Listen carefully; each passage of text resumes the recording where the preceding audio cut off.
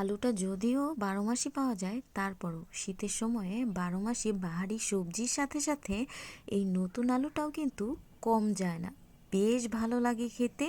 এটা কিন্তু অনেকে ভর্তা বা আলুর দম করে খেতেও বেশ পছন্দ করে। যাই হোক, আসসালামু আলাইকুম, কেমন আছেন সবাই? আলহামদুলিল্লাহ, আমি তো বরাবরের মতো ভালো আছি। আশা রাখছি আপনারাও খুব ভালো আছেন। নতুন আলুর দমটা মাহিদের বাবার বেশ পছন্দ, তাই প্রতি বছরই আমাদের বাসায় আলুর দম বানাতেই হয়।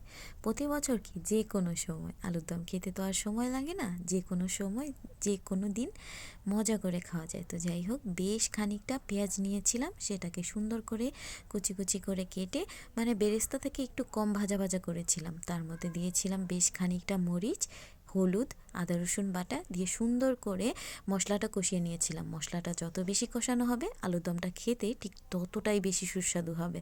তো যাই হোক, এরপরে কিন্তু আগে থেকে সিদ্ধ করে রাখা সুন্দর ছোট ছোট কিউট কিউট গোল গোল আলুগুলো দিয়ে দিলাম। এই আলুগুলো অবশ্যই নতুন আলু। তো যাই হোক, মশলাটার সাথে সুন্দর করে মানে এটাকে মাখিয়ে নিচ্ছিলাম সুন্দর করে, আর একটু কষিয়ে নিচ্ছিলাম। তো যাই হোক, আলুটাকে সুন্দর করে কষিয়ে নেওয়ার পর দেখলাম লবণ কিছুটা কম হয়েছে, তারপরে দিয়েছিলাম কিছুটা লবণ, দিয়েছিলাম চাট মশলা।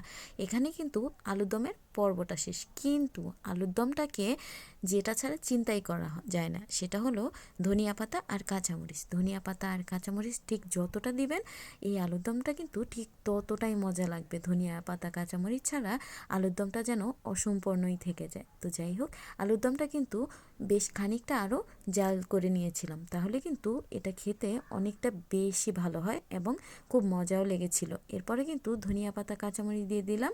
তো যাই হোক, এর পরবর্তী স্টেপটা হচ্ছে দুইটা ডিমকে সুন্দর করে সিদ্ধ করে নিয়েছিলাম, কারণ আমার আলুর দমটা তো অনেক বেশি ইয়াম্মি হয়েছে, কিন্তু এটাকে আরও বেশি সুন্দর করে ডেকোরেশন করে নেওয়ার জন্য এবং অনেক বেশি লোভনীয় করার জন্য এটার মধ্যে দিয়েছিলাম আগে থেকে সিদ্ধ করে রাখা এবং স্লাইস করে রাখা ডিম। ডিমগুলোকে সুন্দর করে দিয়ে ডেকোরেশন করে নিলাম। এটা দেখতে যেমন সুন্দর লাগছে, তেমন কিন্তু ইচ্ছে করছে এখনই খেয়ে ফেলি। আমার তো আরেকবার খেতে ইচ্ছে করছে দেখে। যাই হোক, আপনাদের কাছে কেমন লেগেছে অবশ্যই একটু কষ্ট করে জানাবেন। আমার মাহিদের বাবা তো খুব বেশি পছন্দ করেছিল, আর আমাদের জনাবের পছন্দগুলোই আমার কাছে সব থেকে বেস্ট। তো যাই হোক, আজকের ভিডিওটা কিন্তু মোটামুটি এখানেই কমপ্লিট। তো আপনাদের কাছে কেমন লেগেছে অবশ্যই জানাবেন। আর মানে আমার করা ভিডিওগুলো আপনাদের কাছে কেমন লাগে এটা একটু কষ্ট করে জানাবেন। এখনও ঠিকঠাক মতো কথা বলতে পারি না, ঠিকঠাক মতো ভিডিও করতে পারি না, অনেক কিছুই এলোমেলো হয়ে যায়। এগুলো আপনারা একটু ক্ষমা দৃষ্টিতে দেখবেন, সবসময় পাশেই থাকবেন। টেক কেয়ার, আল্লাহ হাফিজ, আসসালামু আলাইকুম।